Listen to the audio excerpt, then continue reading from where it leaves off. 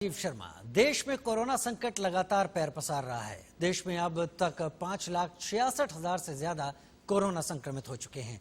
हालांकि 3 लाख से ज्यादा मरीज ठीक हुए हैं, लेकिन जिस लिहाज से देश में कोरोना ने रफ्तार पकड़ी हुई है वो डराने वाली है। कोरोना संकट में दिल्ली और मुंबई सबसे ज्यादा प्रभावित राज्यों में से एक हैं। कोरोना संकट को लेकर आज हम इस खास शो में चर्चा करेंगे और हमारे साथ दिल्ली और मुंबई से खास मेहमान भी जुड़ेंगे। लेकिन उससे पहले देखते हैं प्रधानमंत्री ने आज कोरोना संकट पर देश को संबोधित करते हुए क्या कहा। अब पूरे भारत के लिए हमने एक सपना देखा है। कई राज्यों ने तो बहुत अच्छा काम भी किया है। बाकी राज्यों पर भी हम आग्रह कर रहे हैं कि इसको काम को आगे बढ़ाएं। और काम क्या है? अब पूरे भारत के लिए एक राशन कार्ड की व्यवस्था भी हो रही है, यानी एक राष्ट्र एक ration card, one nation one ration card. इसका सबसे बड़ा लाभ उन गरीब साथियों को मिलेगा जो रोजगार या दूसरी आवश्यकताओं के लिए अपना गांव छोड़ करके कहीं और जाते हैं, किसी और राज्य में जाते हैं। साथियों, आज गरीब को, जरूरतमंद को सरकार अगर मुफ्त अनाज दे पा रही है तो इसका श्रेय प्रमुख रूप से 2 वर्गों को जाता है। पहला, हमारे देश के मेहनती किसान, हमारे अन्नदाता, और दूसरा हमारे देश के ईमानदार टैक्स पेयर। आपका परिश्रम, आपका समर्पण ही जिसकी वजह से देश ये मदद कर पा रहा है। एक देश के प्रधानमंत्री पर 13,000 रुपये का जुर्माना इसलिए लग गया क्योंकि वो सार्वजनिक स्थल पर मास्क पहने बिना गए थे। भारत में भी स्थानीय प्रशासन को इसी चुस्ती से काम करना चाहिए। ये 130 करोड़ देशवासियों के जीवन की रक्षा करने का अभियान है। भारत में गांव का प्रधान हो या देश का प्रधानमंत्री, कोई भी नियमों से ऊपर नहीं है। लॉकडाउन के दौरान बहुत गंभीरता से नियमों का पालन किया गया था। अब सरकारों को, स्थानीय निकाय की संस्थाओं को, देश के नागरिकों को फिर से उसी तरह की सतर्कता दिखाने की जरूरत है। विशेषकर कंटेनमेंट जोन्स, उस पर तो हमें बहुत ध्यान देना होगा। जो भी लोग नियमों का पालन नहीं कर रहे हैं, हमें उन्हें टोकना होगा, रोकना होगा और समझाना भी होगा। जो नियमों का पालन नहीं कर रहे उन्हें हमें टोकना होगा, रोकना होगा, समझाना होगा। प्रधानमंत्री नरेंद्र मोदी ये बातें कोरोना को लेकर कर रहे थे, कोरोना के हालात की गंभीरता को समझते हुए कर रहे थे। हमारे साथ कुछ मेहमान जुड़ गए हैं। हमारे साथ डॉक्टर रवि मलिक इस वक्त जुड़ गए हैं, जो कि पूर्व सचिव हैं IMA के। हमारे साथ चरण सिंह सापरा साहब कांग्रेस से जुड़ गए हैं। मुखर होकर तमाम अपनी बातें रखते हैं। सबसे पहले डॉक्टर रवि मलिक, आपके पास मैं यहाँ पर आ रहा हूँ। 3 लाख से कुछ ज्यादा मरीज यहाँ पर ठीक हो गए हैं, ये एक बेहतर बात है। लेकिन मामले जो टोटल हैं वो 5.5 लाख से ज्यादा जा चुके हैं। यहाँ पर प्रधानमंत्री आखिर ये बात क्यों कह रहे थे कि अब हमें लोगों को रोकना होगा, टोकना होगा, समझाना होगा। अनलॉक 1 में कुछ लापरवाहियां दिखी हैं।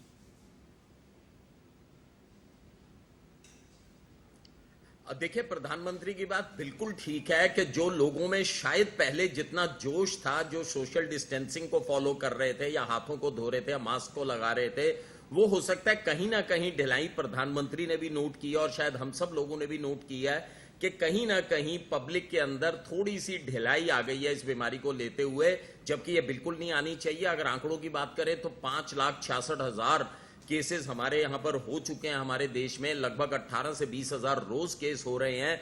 तो प्रधानमंत्री का ये एक दोबारा से सबको एक बार जगाना, जताना और चेताना कि आपको सोशल डिस्टेंसिंग रखनी पड़ेगी, मास्क लगाना पड़ेगा, ना केवल खुद लगाना पड़ेगा, लेकिन अपितु अगर कोई और व्यक्ति भी नहीं लगा रहा है तो आप उसको टोकिए, रोकिए और उसको समझाइए, क्योंकि हम सब एक ह्यूमन चेन के साथ मिले हुए हैं। ऐसा नहीं हो सकता कि 4 लोग लापरवाही करें, 4 लोग अच्छे से एहतियात बरतें और काम बन जाएगा। इसमें तो हर किसी को ह्यूमन चेन के अंदर वायरस को सेंध नहीं लगानी बिल्कुल भी। इसके अंदर हम सबको जागरूक रहना है और जो व्यक्ति जागरूक नहीं है उसको हमें सोशली जागरूक करना है कि ना केवल तुम अपने साथ में खतरा ले रहे हो, आप अपने परिजनों के साथ में भी खतरा ले रहे हो। ये एक अच्छी बात है कि हमारे देश में केसेस तो बहुत हुए हैं लेकिन ठीक भी बहुत ज्यादा हो गए हैं और हमारे इधर की जो मृत्यु दर है as compared to western countries, हमारी जो मृत्यु दर है वो डेफिनेटली कम है। ये एक एश्योरिंग चीज है, लेकिन युद्ध की स्थिति अभी भी बनी हुई है और केसेस अभी भी बढ़ रहे हैं, चाहे लोकलाइज 4 या 5 स्टेट्स में ही ज्यादा बढ़ रहे हैं। और प्रधानमंत्री की ये बात बिल्कुल हमारे को ग्रहण कर लेनी चाहिए कि रोकना टोकना सबको जरूरी है और हमारे को मास्क, सोशल डिस्टेंसिंग और हैंड हाइजीन, ये 3 चीजों को बिल्कुल नहीं भूलना अगर इस बीमारी से निजात पानी है। जी, चरण सिंह सापरा साहब हमारे साथ जुड़े हुए हैं, कांग्रेस से हैं, मुखर वक्ता हैं, लगातार आते रहते हैं।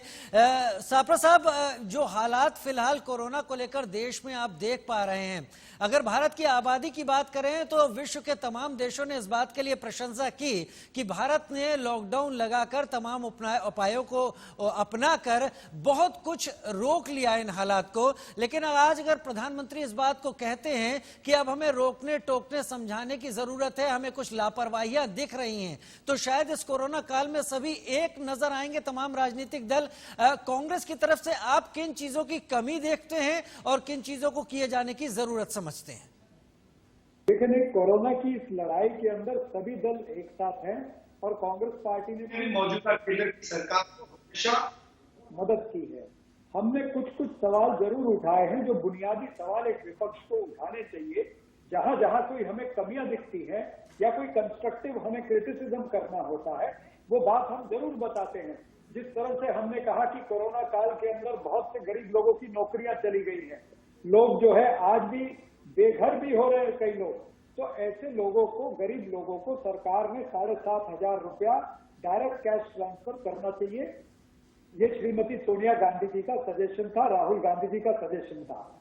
अच्छा होता कि आज जो प्रधानमंत्री जी ने बातें करी हैं उसके साथ साथ अगर डायरेक्ट कैश ट्रांसफर देश के गरीबों के लिए भी कुछ ऐलान करते तो मेरे ख्याल से वो हमारी डिमांड साइड को भी सपोर्ट करता, क्योंकि प्रधानमंत्री जी का जो 20 लाख करोड़ का पैकेज आया है वो सप्लाई साइड को बहुत मदद करेगा, लेकिन डिमांड साइड को उतनी मदद नहीं मिलेगी, क्योंकि 20 लाख करोड़ में से मात्र 1,86,000 करोड़ रुपया में वो डिमांड साइड को मदद करेगा। तो कहीं ना कहीं अगर पैसा लोगों की जेब में होगा, लोग खर्च करेंगे। चलिए, पॉइंट टेकन, पैसा होना चाहिए जेब में, कांग्रेस बात कर रही है। सबसे बड़ी बात यह है कि लोगों को डायरेक्ट कैश ट्रांसफर दिया जाना चाहिए। उनके पास पैसा हो तो वो अपने को सेफ, बेहतर समझेंगे और शायद अपनी जरूरतों को पूरा कर सकेंगे। हमारे साथ इस वक्त अक्षय मराठे साहब जुड़ रहे हैं, आम आदमी पार्टी से हैं इस वक्त। अक्षय मराठे साहब, मुंबई और दिल्ली, एक देश की आर्थिक राजधानी और एक देश की राजधानी, ये दोनों ही जगह ऐसी हैं जहां पर हालात तो बहुत ज्यादा खराब है। महाराष्ट्र की बात करें, मुंबई की बात करें, आंकड़े बहुत तेजी से ऊपर गए हैं। दिल्ली में भी 85,000 के करीब आंकड़े पहुंच गए। गृह मंत्रालय को बीच में कूदना पड़ा है। आपको क्या लग रहा है, प्रधानमंत्री का यह कंसर्न कि अब हमें रोकना टोकना समझाना होगा, क्या वाकई कोरोना वापस आ सकता है? देखिए, एक वक्त मेरी राय थोड़ी सी अलग है जी। आप सबसे। मुझे लगता है कि मुंबई हो, दिल्ली हो या कोई भी बड़ा शहर हो आज देश का, हर शहर में, हर गांव में, हर जिले में सबसे बड़ी दो चिंताएं आज देश के सामने हैं। एक है कोरोना को लेकर के, और एक है जो चीन के साथ गलवान घाटी में हमारे देश के सेना के वीर जवान जो लड़ाई लड़ रहे हैं उनके बारे में। तो इन दोनों चिंताओं को लेकर देश के लोग आज चिंतित है, आज व्यथित है कि कैसे चीन का सामना किया जाए, कैसे लड़ा जाए। और कल जब शाम को केंद्रीय मंत्रालय की तरफ से ये अनाउंसमेंट आई कि हम चीनी ऐप पर बैन लगाएंगे, मराठे साहब वो सही है, वो सारी चीजें देखिए, वो उसके सारी चीजें इस वक्त भारत सरकार के अंडर में है, वो शायद बेहतर तरीके से देख रहे होंगे। मैं कोरोना को लेकर प्रधानमंत्री के बयान पर आपसे राय जानना चाहता हूं, और दो जगह रख रहा हूं, एक मुंबई रख रहा हूं आर्थिक राजधानी, और एक दिल्ली रख रहा हूं, और दोनों जगह जो आंकड़े हैं वो इस बेतहाशा तेजी के साथ बढ़े हैं, संभालना मुश्किल हो गया है। दिल्ली में तो गृह मंत्रालय तक को उतरना पड़ा है। आप किन चीजों की जरूरत महसूस करते हैं? कैसे कम होंगे ये आंकड़े? क्या आपको डर लगता है कि कोरोना वापस आ रहा है? आपका सवाल वाजिब है। आपके सवाल के ऊपर सारी सरकारें काम भी कर रही है। दिल्ली में आज केंद्र गृह मंत्री आके काम कर रहे हैं हमारे साथ, हमने उनकी मदद मांगी, उन्होंने हमारी को मदद करी। मुंबई में अलग अलग सरकारें काम कर रही है। लेकिन सवाल ये है कि आज जो प्रधानमंत्री जी ने 4 बजे का भाषण रखा अपना, उसमें ऐसी कौन सी चीज थी जो कि देश के लोग सुनना चाहते थे? ऐसी कौन सी चीज थी जो वो प्रेस रिलीज के माध्यम से नहीं बता सकते थे? ऐसी कौन सी चीज थी जो देश की बड़ी चिंताओं को लेकर मराठे साहब घर का बड़ा बुजुर्ग, घर का मराठे साहब घर का बड़ा बुजुर्ग अगर दो शब्द बोलता है तो वो दो शब्द बहुत ज्यादा मायने रखते हैं। अगर प्रधानमंत्री नहीं बोलते तो शायद राजनीति ये भी कहती कि प्रधानमंत्री तो कोरोना पर कुछ बोल ही नहीं रहे। चलिए रवि मलिक जी से मैं एक यहाँ पर जवाब ले लेता हूँ, आपके पास भी लौट के आऊंगा। रवि मलिक जी, कैसे वापस जाएगा कोरोना? प्रधानमंत्री को अगर ये बातें लगने लगी हैं कि लापरवाहियां दिख रही हैं, लापरवाहियां हो रही हैं, हम कई जगह भूल गए हैं अब गंभीरताओं को, वापस कैसे जाएगा? वो कौन से मंत्र हैं जिसे अब अपनाना जरूरी नहीं, निहायत जरूरी कहलाएगा? देखिए, डेफिनेटली ये चिंता का विषय है। हमारे देश में 5,66,000 के करीब जो केस हो चुके हैं और अभी भी लगातार केसेस बढ़ते जा रहे हैं, तो ये डेफिनेटली एक चिंता का विषय है, जिसको कि लेके प्रधानमंत्री जी ने भी अपनी थोड़ी सी एक चिंता व्यक्त की है कि हम लोगों को अब लोगों को टोकना पड़ेगा, रोकना पड़ेगा अगर हम इस बीमारी को रोक लगानी है तो। क्योंकि देखिए, मंत्र तो एक ही है, ये एक रेस्पिरेटरी बीमारी है और इस रेस्पिरेटरी बीमारी को रोकने के हमारे पास मंत्र केवल एक या दो ही हैं। एक तो हमें हैंड हाइजीन रखनी बहुत आवश्यक है, अपने हाथों को अच्छे से साफ रखें, क्योंकि जब भी हम अपने हाथों से मुंह, नाक या आंख को खुजाएंगे तो ये वायरस हमारे शरीर में एंटर कर जाएगा। और दूसरी चीज जो बड़ी इंपॉर्टेंट है वो है 2 गज की दूरी, जो कि प्रधानमंत्री जी बहुत टाइम से कहते आए हैं कि हमारे को दूसरे लोगों के साथ में 2 मीटर की एक दूरी रखनी बड़ी जरूरी है। और तीसरी जो सबसे इंपॉर्टेंट चीज है वो मास्क है, जो कि प्रधानमंत्री ने इतना तक भी कहा था कि आप एक होममेड मास्क भी लगा सकते हैं। जरूरी नहीं है कि आप जो है विलायती मास्क ही लगाएं, आप एक होममेड मास्क भी लगा सकते हैं, लेकिन जब भी घर से बाहर निकलें तो मास्क लगा लें। अब ये तीनों चीजें शुरुआत में तो बहुत ही रिलीजियसली फॉलो हो रही थी, लेकिन कहीं ना कहीं प्रधानमंत्री भी ये नोट करते हैं और शायद आप भी मेरे से एग्री करेंगे, कुछ हम लोग भी नोट करते हैं कि जैसे जैसे समय बीतता जा रहा है वैसे वैसे लोग शायद थोड़े से इस चीज में लापरवाह भी हो रहे हैं। तो ये लापरवाह होना बिल्कुल जरूरी नहीं है, हमें अपने मोर्चे के ऊपर डटे रहना चाहिए। हमारे को हैंड हाइजीन, रेस्पिरेटरी हाइजीन और जो जी, और शायद ये लापरवाही डॉक्टर रवि मलिक अगर नहीं होती तो रिकवरी रेट बहुत ज्यादा और बेहतर होता। अगर बात करूं मेघालय की तो 89% के करीब है, और राजस्थान पर आता हूं तो 78% है। जिस राजस्थान मॉडल की बात राजस्थान के मुख्यमंत्री अशोक गहलोत भी कर रहे थे। सापरा साहब, राजस्थान में जिस तरीके से जिस मॉडल की बात अब वहां की सरकार कर रही है, 78% का रिकवरी रेट की बात कर रही है, क्यों नहीं कांग्रेस इससे बेहतर की तमाम ट्वीट करे, तमाम जगह विरोध करे, अपने जो कंसर्न राज्य हैं वहां पर राजस्थान मॉडल को लागू करे, इस रिकवरी रेट को अचीव कर लेते हैं तो शायद कोरोना के लिए बहुत कुछ कर पाएगी कांग्रेस। की बात सच है कि राजस्थान के अंदर 78% है। इसी तरह से छत्तीसगढ़ में भी और पंजाब के अंदर भी रिकवरी रेट बहुत अच्छा 60% के ऊपर है। जी। जहां तक आप सवाल उठा रहे हैं, मेरे ख्याल से महाराष्ट्र की बात कर रहे हैं। महाराष्ट्र जरूर हमारा रिकवरी रेट जो है वो 52 से 54% तक है। मुंबई की जहां तक बात करें 52% है। लेकिन आप मुंबई को राजस्थान से या महाराष्ट्र को राजस्थान से मैं देखिए सापरा साहब, मैं आपके जवाब को किसी एक राज्य तक सीमित नहीं कर रहा हूं जहां आप या तो सत्ता में हैं या सत्ता के भागीदार हैं, ऐसा कतई नहीं है। भीलवाड़ा में केसेस एक तेजी से आए थे और जिस बेहतरी से राजस्थान सरकार ने कंट्रोल किया, जिसके बाद वो कह रही है कि ये एक राजस्थान मॉडल है कोरोना का, क्यों नहीं कांग्रेस तमाम राज्यों में इस मॉडल को अपने स्तर पर लागू करने की कोशिश करवाए, कार्यकर्ताओं के जरिए इस सोशल डिस्टेंसिंग को अपना दे, जिससे कि कम से कम बाकी सब जगह देश में, आखिर देश सबका, इससे इनकार किसी को नहीं है। साहब सच है, कांग्रेस पार्टी और कांग्रेस पार्टी का कार्यकर्ता हर राज्य के अंदर सोशल डिस्टेंसिंग, मास्क और हाइजीन रखने की बात को कर रहा है और निभा भी रहा है। लेकिन हर चीज को सख्ती से अगर लागू करवाना है तो उस राज्य की सरकार की जवाबदारी होती है।